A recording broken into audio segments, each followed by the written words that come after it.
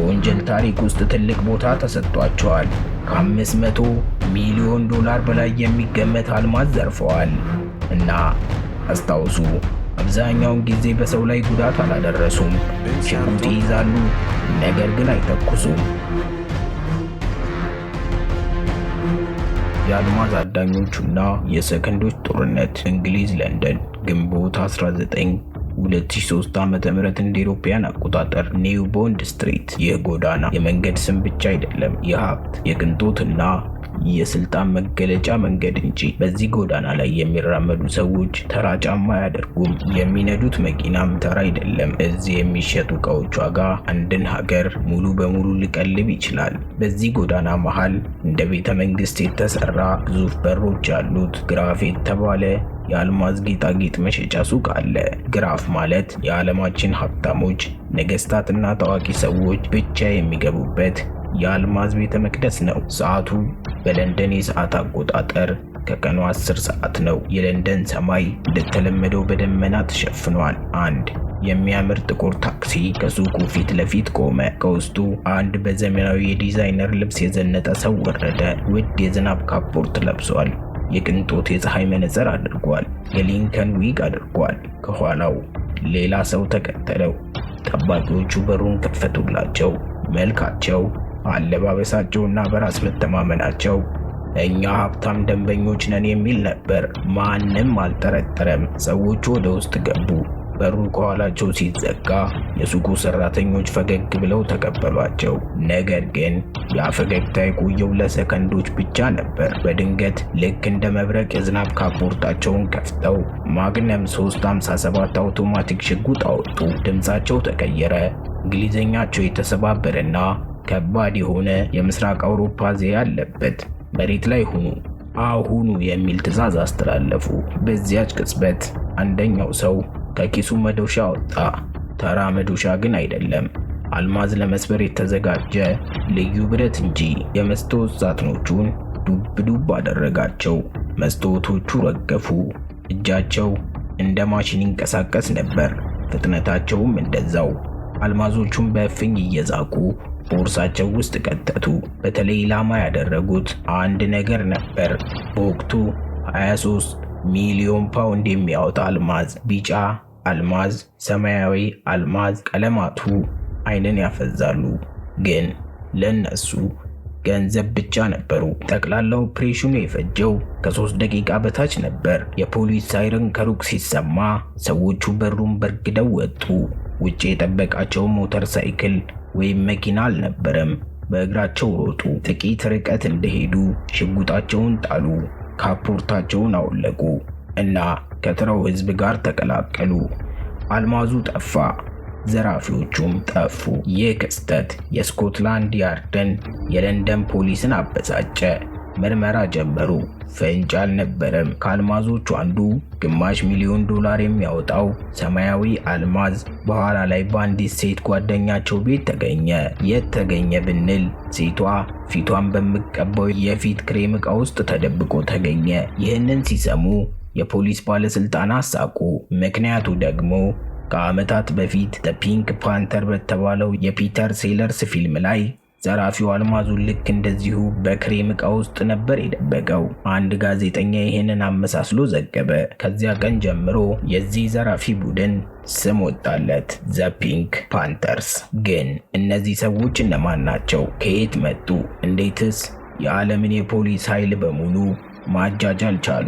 ወደ ኋላ ወደ 1990ዎቹ የባልካን ጦርነት እንመለስ።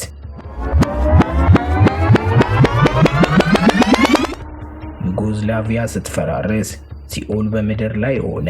ሰርቢያ፣ ሞንቴኔግሮ፣ ቦስኒያ ወንድም ወንድሙን ገደለ። ከተሞች ወደሙ። ኢኮኖሚው ፈራረሰ።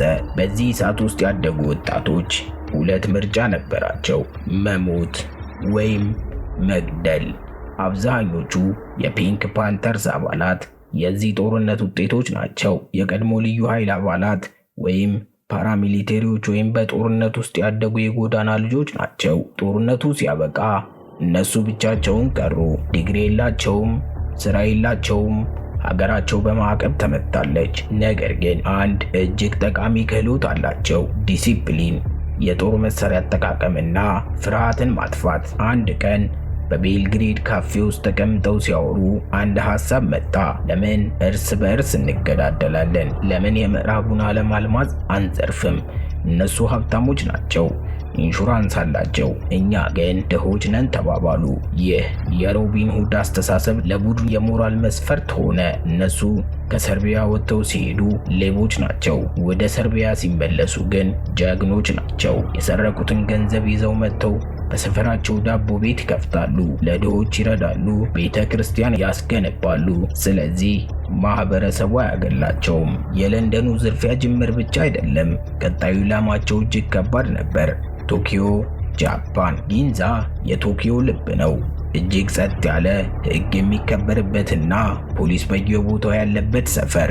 እዚህ መስረቅ ማለት ከአንበሳ መንጋጋ ስጋን መንጠቅ ማለት ነው። ኢላማው ሌሱፕሬ ዲያማንት ኮቾሮ ዲማኬ የተባለ ሱቅ ነው። እዚህ ውስጥ የቫንዶም ኮምሴት የተባለ 125 ካራት አልማዝ ያለው አንድ የአንገት ጌጥ አለ።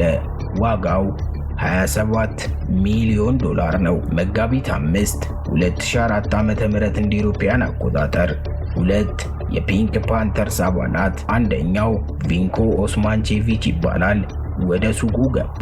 እንደ ለንደኑ ሁሉ የውሸት ዊግ አድርገዋል። ጃፓኖቹ ሰራተኞች በትህትና ጎነበሱላቸው። ኦፕሬሽኑ የተጀመረው በጸጥታ አይደለም። ፔፐር ስፕሬይ ወይም የበርበሬ ስፕሬይ ነበር የተጠቀሙት።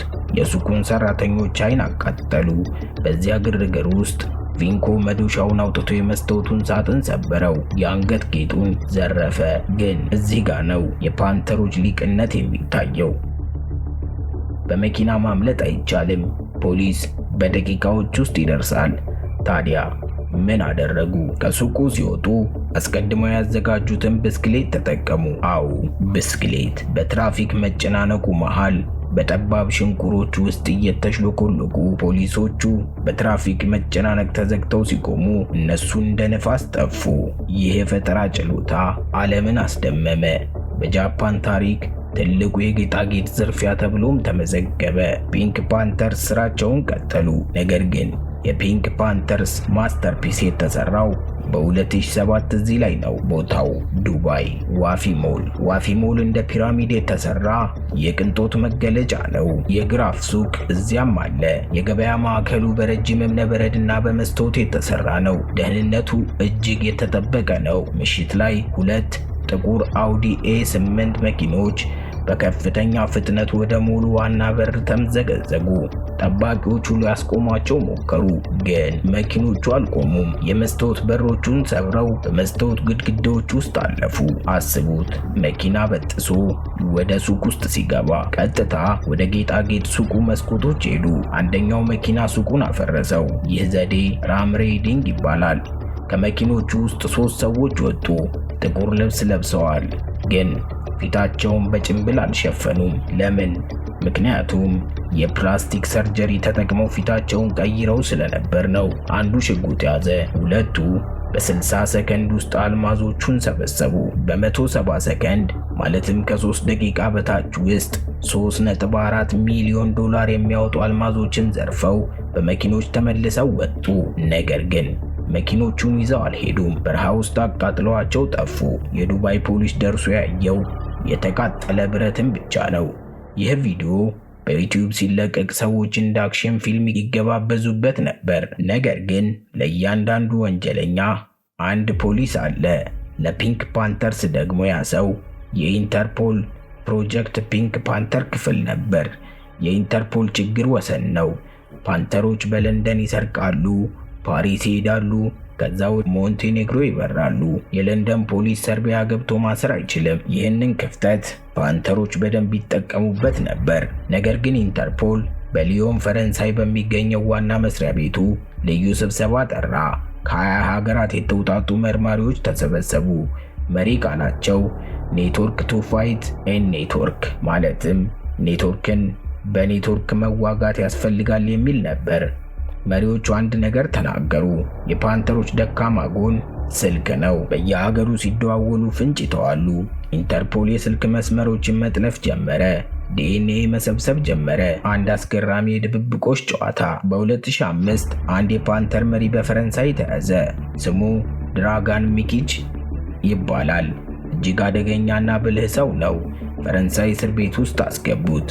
አሁን አበቃለት ብለው ነበር። ነገር ግን ጥቅምት 16 2005 እንደ አውሮፓውያን አቆጣጠር ድራጋን በእስር ቤቱ ግቢ ውስጥ እየተንሸራሸረ ነበር። ከውጭ አንድ ቫን መኪና መጣ። የቫኑ ሰዎች ከመኪናው ወርደው በጠራራ ፀሐይ እስር ቤቱን በከባድ መትረየስ መደብደብ ጀመሩ። ጠባቂዎቹ ተደናገጡ። ጥይት እንደ ዝናብ ዘነበ። በዚህ ግርግር መሃል አንድ መሰላል ከውጭ ወደ ግድግዳው ተወረወረ። ድራጋን ሮጠ፣ መሰላሉን ወጣ። ጥይት እየተተኮሰ አመለጠ። የሚገርመው ከጥቂት ሰዓታት በኋላ ድራጋን ለጠባቂ ፖሊሶቹ ደወለ። ደንበኛዬ አምልጧል፣ እባካችሁ እንዳትተኩሱበት አለ። ይህ የድፍረት ጥግ ነበር። የፒንክ ፓንተርስ ታሪክ ያለ ቦኒና ክላድ ታሪክ አይሞላም። ብዙዎቹ ኦፕሬሽኖች ውስጥ ሴቶች ቁልፍ ሚና ነበራቸው። እነሱ ሃኒ ትራፕ ወይም የማር ወጥመድ ናቸው። ሱቁን የሚሰልሉት፣ ፖሊስን የሚያዘናጉት እነሱ ናቸው። አንዲት ታዋቂ ፓንተርስ አባል ኦሊቬራ ቺርኮቪች የቀድሞ የቅርጫት ኳስ ተጫዋች ናት። ቁመቷ 2 ሜትር ይጠጋል። እሷ ከስፖርት ዓለም ወጥታ ወደዚህ አደገኛ ዓለም ገባች። የእሷ ሚና የቡድኑ ስንቅና ትጥቅ ማደራጀት ነበር። በግሪክ ተይዛ ታሰረች፣ ግን እስር ቤት ውስጥ ሆና የራሷን የህይወት ታሪክ መጽሐፍ ጻፈች። በሰርቢያ ቤስት ሴለር ሆነ። እኔ ወንጀለኛ አይደለሁም፣ ከስርዓት ጋር ያመጽኩ ሰው ነኝ ትላለች። ማጠቃለያ፣ ዛሬ የፒንክ ፓንተር እንቅስቃሴ ቀንሷል። ለምን? ብዙ ምክንያቶች አሉ። አንደኛው ቴክኖሎጂ ነው። ዛሬ ካሜራዎች የፊት ገጽታን ማንበብ ጀመሩ።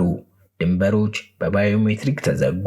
የድሮ ዊግና መነጽር ዛሬ ላይ አይሰራም። ሁለተኛ እርጅና ነው። የድሮዎቹ መስራቾች አርጅተዋል። አብዛኞቹ ሞተዋል ወይም በእስር ቤት ናቸው። አዲሱ ትውልድ እንደ ድሮዎቹ ጠንካራ አልሆነም። ሌላኛው ውስጣዊ ሽኩቻ ነው። የተሰረቀው ገንዘብ ሲበዛ መከፋፈል ላይ ችግር መጣ። አንዳንዶቹ እርስ በርስ ተገዳደሉ። ያም ሆኖ ፒንክ ፓንተርስ በወንጀል ታሪክ ውስጥ ትልቅ ቦታ ተሰጥቷቸዋል። ከ500 ሚሊዮን ዶላር በላይ የሚገመት አልማዝ ዘርፈዋል። እና አስታውሱ፣ አብዛኛውን ጊዜ በሰው ላይ ጉዳት አላደረሱም። ሽጉጥ ይይዛሉ፣ ነገር ግን አይተኩሱም። ኢላማቸው አልማዝ እንጂ ሰው አይደለም። ለዚህ ነው በብዙዎች ዘንድ ጨዋ ዘራፊዎች የሚል ስም የተሰጣቸው። አልማዝ ጠንካራ ነው፣ ዘላለም ይኖራል። የፓንተሮች ነፃነት ግን በጊዜ ተገደበ። ዛሬ አብዛኞቹ አልማዞች ተመልሰው አልተገኙም። ምናልባት በአንዲት ሩሲያዊት ሞዴል አንገት ላይ ወይም በአንድ የአረብ ሼክ ካዝና ውስጥ ወይም በሰርቢያ ምድር ስር ተቀብረው ይሆናል። አብዛኞቹ የፒንክ ፓንተርስ አባላት ግን በእስር ቤት ተገድበዋል። የሳምንት ሰው ይበለን።